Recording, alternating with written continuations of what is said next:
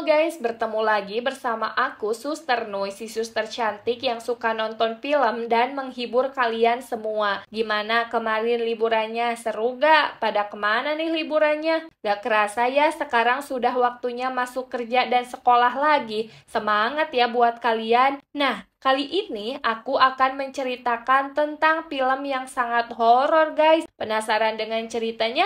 Langsung aja, cekidot!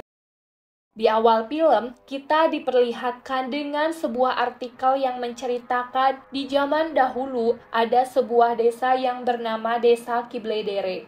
Di sana terjadi insiden di mana orang-orang mengalami gangguan jiwa secara massal, bahkan banyak dari mereka yang meninggal dunia. Dulunya, salah satu dokter psikiater yang bernama Dr. Ebru melakukan sebuah penelitian dan merekamnya. Dr. Ebru diundang oleh seorang pria yang bernama Faruk. Dia biasa disebut orang pintar. Dr. Ebru mendatangi orang yang sedang diruqyah. Faruk mengatakan tubuh wanita itu telah diambil alih oleh jin 1300 tahun yang lalu. Namun, Dr. Ebru hanya menganggap gangguan kepribadian saja, bukan hal yang gaib. Faruk mulai membacakan doa-doa bersama warga lain.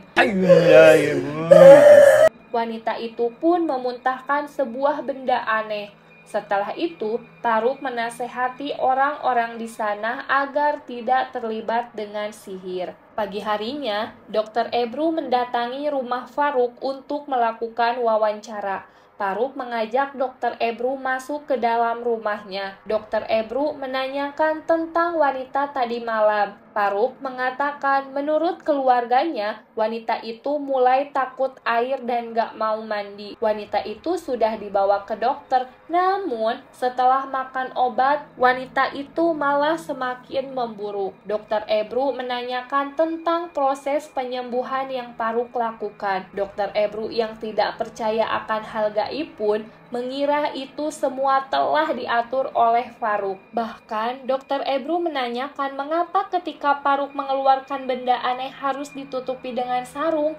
Faruk pun menjelaskan karena di tempat gelaplah jin bisa meninggalkan tubuh wanita itu. Dr. Ebru yang berpikir logis memperdebatkan mengapa tidak di ruangan gelap saja. Tidak mungkin juga benda segede itu bisa masuk di mulut wanita itu. Karena tidak percaya, sekarang Dr. Ebru sendiri yang akan memilih pasien untuk Faruk sembuhkan. Dr. Ebru mengamati rumah Faruk sambil meminum teh. Faruk menjelaskan tulisan-tulisan Arab di rumahnya, di mana tulisan-tulisan itu untuk mengusir jin. Namun, Dr. Ebru tetap tidak mempercayainya kecuali ada bukti yang konkret. Dr. Ebru dan Faruk pergi ke tempat seorang wanita yang akan Faruk obati, yaitu teman masa kecilnya Dr. Ebru. Di perjalanan, Faruk baru bertanya tentang tujuan mereka. Dr. Ebru pun mengatakan mereka akan pergi ke desa Kibledere. Karena tempatnya sangat jauh, mereka pun kemalaman dan tersesat di tengah hutan. Faruk mengajak Dr. Ebru untuk pulang, namun Dr. Ebru malah menyuruh Faruk untuk meminta petunjuk arah dari jin. Tiba-tiba, mereka dikejutkan dengan suara seseorang yang sedang menangis, padahal di sana tidak ada orang. Faruk pun melaksanakan sholat. Ketika selesai, Faruk dan Dr. Ebru mengamati lingkungan di sana. Mereka menemukan sebuah kuburan, gua, dan tulang yang menggambarkan simbol. Menurut Faruk, dulunya warga di sana mengorbankan hewan agar darahnya mengalir ke tanah. Lalu, mereka memposisikan tulangnya seperti itu. Mereka pun melihat di pohon terdapat banyak kain seperti bekas menggantungkan sesuatu. Dan di pohon yang besar mereka menemukan angka. Tiba-tiba, Dr. Ebru muntah-muntah karena tidak tahan dengan bau yang menyengat. Mereka memutuskan untuk pergi dari sana. Di jalan, mereka melihat pengembala. Mereka bertanya rumah Rafika Duran. Untungnya pengembala itu tahu arahnya dan langsung menunjukkan arahnya. Mereka pun mulai berjalan. Lagi-lagi, Dr. Ebru melihat seseorang dengan pakaian serba hitam yang mirip dengan pengembala tadi. Namun, anehnya Faruk tidak melihatnya. Akhirnya, mereka pun sampai di tujuan dengan disambut oleh Ibu Rafika, Esra, dan anaknya. Si ibu mempersilahkan mereka masuk ke dalam rumahnya. Ketika sedang berbincang-bincang, tiba-tiba Fatma datang. Dia marah-marah kepada Dr. Ebru karena tidak suka di video. Akhirnya Fatma dan Ibu Rafika bertengkar. Mereka pun dipisahkan. Singkat cerita, Faruk dan Dr. Ebru menemui kepala desanya. Mereka mulai berbincang-bincang tentang Kubra yang kerasukan roh jahat. Kepala desanya mengatakan bahwa keluarga Kubra juga bermasalah. Ketika pembicaraan itu berlangsung, tiba-tiba seorang pria datang marah-marah mengusir mereka. Setelah di rumah, keluarga Rafika memberikan sebuah rekaman. Mereka memutarnya bersama. Ternyata itu sebuah rekaman pernikahan Kubra sebelum dia sakit. Awalnya acara tersebut berjalan lancar, namun tiba-tiba sikap Kubra berubah seperti kerasukan, lalu menusuk suaminya secara brutal. Melihat video tersebut, mereka sangat syok. Namun, Faruk mengenali apa yang dikatakan Kubra saat kerasukan, yaitu angka yang sama dengan angka yang ditemukan tadi di pohon besar. Ibu Kubra pun tahu tentang pohon itu karena Kubra pernah hilang. Semua orang mencarinya, namun ternyata ketika sedang tidur, dia berjalan ke arah sana. Faruk bergegas untuk melihat rumah dari luar. Dari bawah mereka melihat Kubra. Mereka pun menghampirinya. Karena terharu, Ebru dan Kubra saling berpelukan. Lalu mereka mengobrol. Tanpa basa-basi, Faruk menanyakan tentang kejadian malam pernikahan. Namun Kubra tidak ingat apa-apa. Kubra hanya mendengar suara wanita yang menyuruhnya untuk menusuk suaminya, dan dia merasa kalau dirinya seperti dicekik oleh dirinya sendiri dan meninggal. Namun, dia juga merasa dilahirkan kembali seperti bayi tanpa mulut dan hanya punya satu mata di dahinya. Kemudian, Ibu Rafika menunjukkan bukti atas pembunuhan yang Kubra lakukan. Awalnya, Kubra dibawa ke kantor polisi, namun karena dianggap mempunyai penyakit kejiwaan, Kubra pun dirawat di rumah sakit jiwa selama 2 tahun. Ibu Rafika sangat putus asa. Ibunya mengatakan banyak yang iri terhadap Kubra. Apapun telah dilakukannya, bahkan dia mempunyai jimat yang disimpan di sudut rumah untuk melindungi Kubra. Namun sayangnya itu tidak membantu sama sekali. Faruk yang mendengar ucapan ibunya langsung meminta izin untuk membuang jimat yang ada di rumahnya itu. Lalu mereka mencopot jimat tersebut. Malam itu juga Faruk akan segera mengobati Kubra. Lampu kamar dimatikan. Faruk membacakan doa ke dalam minyak yang dipegangnya, lalu dituangkan ke tangan Kubra dan menyuruhnya untuk menggosokkan kedua tangannya. Ketika Kubra mencium bau minyak, tiba-tiba sesuatu terjadi kepadanya. Seketika sikap Kubra berubah. Faruk mencoba mengeluarkan sesuatu dari tubuh Kubra. Namun yang terjadi, Faruk dilukai oleh Kubra dengan sebuah simbol. Lalu Faruk membuka buku kunonya. Simbol tersebut artinya cermin, di mana jin tersebut menguasai tubuh Kubra sepenuhnya. Faruk pun merasa jinnya sangat kuat. Untuk pengobatan selanjutnya, dia meminta kamar kosong, 2 cermin, dan lilin. Dr. Ebru yang tidak percaya akan hal itu terus memperdebatkan apa yang dilakukan Faruk. Dr. Ebru ingin membawa Kubra ke rumah sakit, namun Faruk meyakinkan Dr. Ebru akan berusaha sebisa mungkin untuk menyembuhkan Kubra. Ketika sedang tidur, tiba-tiba Kubra terbangun. Di cermin terlihat 2 orang yang sama dengan gaya yang berbeda. Kubra pun mendatangi Faruk, ibunya, dan Esra. Pagi harinya, ketika mereka semua lagi sarapan, tiba-tiba Dokter Ebru mengeluarkan sesuatu dari mulutnya. Singkat cerita, malam harinya Paruk bersiap-siap akan melakukan pengobatan selanjutnya. Dia berdoa di kamar gelap dengan 2 cermin, lilin, dan 2 mangkok yang berisi rempah-rempah. Paruk mulai menutupi dirinya sendiri dengan kain hitam. Tiba-tiba jin itu datang tepat di belakang Dokter Ebru, dan seketika kaca itu pun pecah. Ibu Rapika yang mendengar hal itu dengan panik langsung menghampiri mereka. Mereka melihat di lantai ada simbol. Menurut Paruk, simbol itu adalah sihir kematian yang mungkin sudah ditanam di toilet yang tidak terpakai. Paruk segera menghancurkan toilet tersebut dan menemukan banyak benda yang aneh dengan bau yang sangat menyengat. Paruk juga menemukan kertas berbentuk boneka dengan banyak tulisan. Tulisan itu berisi nama Ibu Rapika dan suaminya. Pesan di dalam tulisannya itu pun mengatakan bahwa janin Ibu Rapika dikutuk, di mana ayahnya akan meninggal ketika kelahiran anak tersebut. Dan ketika 14 hari setelah ulang tahun ke-23, jin yang paling kejam akan menguasai jiwa anaknya. Kubra datang sambil teriak kesakitan.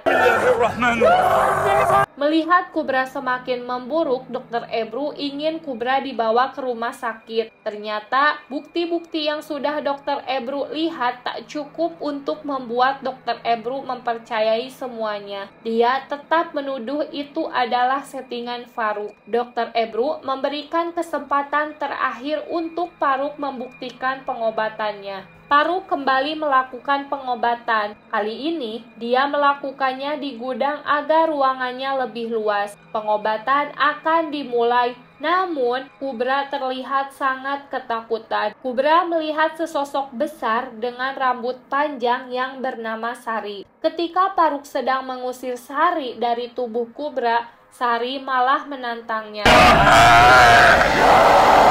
Paruk pun membakar kertas yang tadi, sehingga jin itu pun keluar dan akhirnya Kubra bisa diselamatkan. Mereka kembali beristirahat. Kubra terbangun dan pergi ke tempat penyimpanan barang-barang bekas pembunuhan waktu pernikahan tersebut. Dia membawa dan memakai barang-barang itu kembali. Fatma yang terbangun langsung diserang membabi buta oleh Kubra. Semua orang di rumah itu panik. Paruk menyusul Kubra ke pohon besar. Benar saja, Kubra sudah berdiri di atas tulang yang bersimbol mata satu itu. Kubra mencoba melukai diri sendiri dan Dokter Ebru membawanya ke rumah sakit. Karena sudah geram dengan Paruk, Dokter Ebru menyalahkan dan meninggalkan Paruk sendirian. Pagi harinya, Fatma baru saja sampai dari rumah sakit. Fatma dan Paruk berbincang-bincang tentang di mana ketika baru lahir Kubra akan dibunuh oleh ayahnya sendiri dengan cara mencekiknya sambil berkata anak setan. Namun tiba-tiba ayahnya mengeluarkan busa hitam, matanya membesar dan lidahnya membengkak hingga ayahnya pun meninggal. Fatma juga mengatakan bahwa dulu ayah Kubra orang yang kurang mampu. Namun tiba-tiba hidup ayah Kubra berubah. Paruk menanyakan siapa yang bisa ia temui di Kibledere. Fatma pun mengingat nama Ilyas yang tinggal satu-satunya di Kibledere. Setelah mengetahui ceritanya, Paruk terus mencari tahu apa yang telah dilakukan ayah Kubra. Paruk mencoba memecahkan angka 7175. Bahkan dia sampai menelpon temannya yang bernama Hidayat. Temannya pun akan memberikan jawabannya melalui email. Malam harinya, Paruk memutuskan untuk menemui Ilyas di Kibledere dengan menumpang mobil seseorang. Namun, orang itu malah menurunkan di pohon besar. Lalu dia dikejutkan dengan ular. Dia pun mengabari Dokter Ebru, dan tak lama Dokter Ebru datang. Dokter Ebru langsung meminta maaf kepada Faruk atas sikapnya kemarin malam. Dokter Ebru pun meminta Faruk menyudahi ini semua sebelum semuanya menjadi lebih buruk. Karena keyakinan Faruk, mereka pun melanjutkan perjalanan. Tak lama mereka sampai di desa Kibledere. Di luar bangunan kosong, mereka menemukan angka yang sama. Di sana banyak bangunan yang terbengkalai. Setelah mencari Ilyas selama 1 jam, akhirnya Ilyas ditemukan. Ternyata Ilyas adalah pengembala yang bertemu di jalan waktu lalu. Tanpa basa-basi, mereka pun langsung menanyakan tentang desa tersebut. Ilyas menceritakan bahwa desa tersebut telah dikutuk karena dosa Bilal Duran, ayah Kubra, dan Remzi Karaduman, ayah Dokter Ebru. Dia pun mengatakan bahwa 24 tahun yang lalu, Bilal dan Remzi bekerja sama dengan jin bernama Sari untuk menemukan harta karun emas. Karena pada saat itu mereka berdua warga yang sangat miskin. Sari merupakan jin yang bisa hidup dalam tubuh manusia. Namun setelah ayah Kubra dan ayah Ebru mendapatkan harta karun itu, mereka malah membunuh Sari yang berada di dalam tubuh seseorang. Lalu mereka menguburkannya di bawah pohon besar itu. Emas yang telah didapat 2 orang itu dijual dan hasilnya diberikan kepada warga di Kibledere. Maka dari sanalah desa tersebut dikutuk. Lalu semua warga meninggalkan desa tersebut. Kematian Bilal dan ayah Dokter Ebru juga karena Sari yang balas dendam kepada mereka. Bahkan Sari mengambil tubuh Kubra agar bisa hidup kembali. Dokter Ebru terus bersikeras tidak percaya dengan apa yang diceritakan Ilyas. Dia pun memberikan sebuah album foto anak-anak yang terlahir cacat di desa tersebut. Mereka semua menjadi orang gila lalu meninggal. Ilyas mengetahui itu semua karena istri Ilyas yang memberitahu. Ternyata istri Ilyas bukan manusia, melainkan dari bangsa jin. Faruk meminta bantuan istri Ilyas untuk menyelesaikan ini semua. Namun tiba-tiba lampu di sana mati. Lalu Faruk menemukan bayi cacat yang ditutupi sebuah selimut. Ilyas pun mengusir mereka karena istrinya mengatakan bahwa mereka semua membahayakan keluarga Ilyas. Istrinya tidak bisa membantu karena takut pada jin Sujula. Ternyata saat pengobatan Kubra di Gendung, Faruk membunuh salah satu dari jin Sujula yang mengaku menjadi Sari. Mereka pergi menuju mobil, namun mereka dikejutkan dengan cap telapak tangan darah di kaca mobil. Melihat kejadian itu, Dokter Ebru ketakutan. Di mobil, Faruk membaca buku kunonya. Untuk menghilangkan kutukan itu, mereka harus menggali kuburannya, lalu memakaikan kain kafan dan menguburnya kembali lagi dengan layak. Setelah mempersiapkan peralatannya, mereka pun pergi ke pohon besar itu, dan Faruk mulai menggali tanah yang di atasnya ada tulang dengan simbol. Tak lama, Faruk menemukan sebuah gentong dengan kain yang diikat di atasnya. Ketika Faruk membukanya, gentong itu mengeluarkan debu yang membuat mereka semua batuk-batuk. Faruk mengikat kembali dan menguburnya kembali di tempat yang berbeda. Akhirnya, Dokter Ebru dan Faruk saling berterima kasih. Tiba-tiba, Ibu Rapika mengejutkan mereka dengan mengatakan bahwa Ilyas menelpon si ibu dan menyuruh Faruk segera datang. Karena kalau tidak datang, Ilyas dan Kubra akan mati. Faruk memutuskan untuk mendatangi Ilyas sendiri. Sementara Dokter Ebru beristirahat di kamar. Tiba-tiba di pakaian dalamnya dia menemukan sebuah kertas yang entah siapa yang memasukkannya. Isi kertas itu foto Kubra dan Dokter Ebru. Di jalan, Faruk ditelepon Hidayat. Dia menyuruh Faruk membuka emailnya. Dia mengirim sebuah gambar. Ternyata angka 7175 jika ditulis dalam bahasa Arab yaitu Vivo, yang artinya aku masih hidup. Kode Vivo tersebut sering dipakai oleh jin yang telah dibunuh dan dikubur oleh orang untuk memberitahu jin itu masih hidup. Faruk pun menyimpulkan bahwa Sari masih hidup. Dia membuka kembali buku kunonya.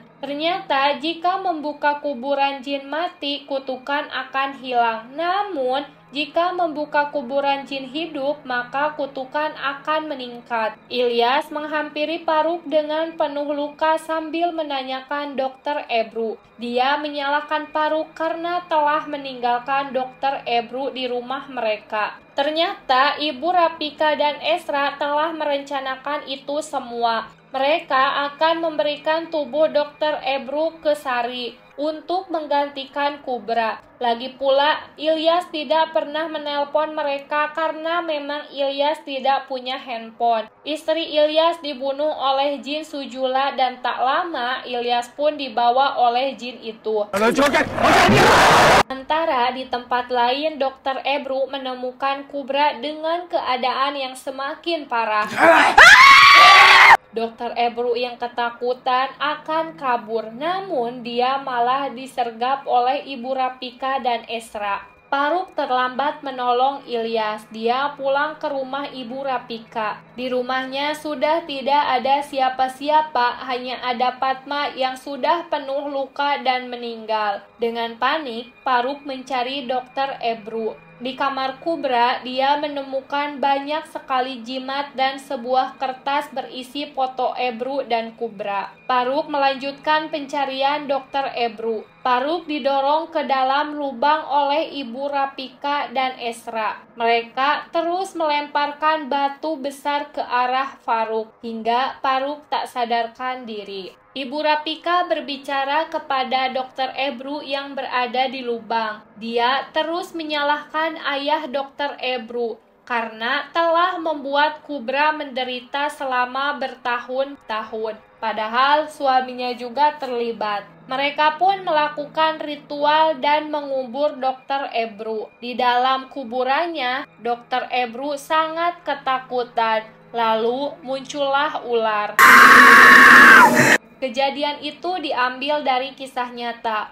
Warga berhasil menyelamatkan Faruk dari sumur dengan luka parah. Bahkan Faruk mengalami amnesia karena luka di kepalanya. Saat ini, keberadaan Faruk dirahasiakan oleh keluarganya. Sementara Ibu Rapika, Ersa, dan Kubra tidak diketahui keberadaannya. Seluruh tanah mereka sudah dijual sebelum kejadian. Polisi masih terus mencari mereka. Pemerintah lokal pun belum mengeluarkan laporan resmi tentang nasib Dokter Ebru. Bahkan, ibu dan universitasnya tidak mau bicara tentang masalah ini.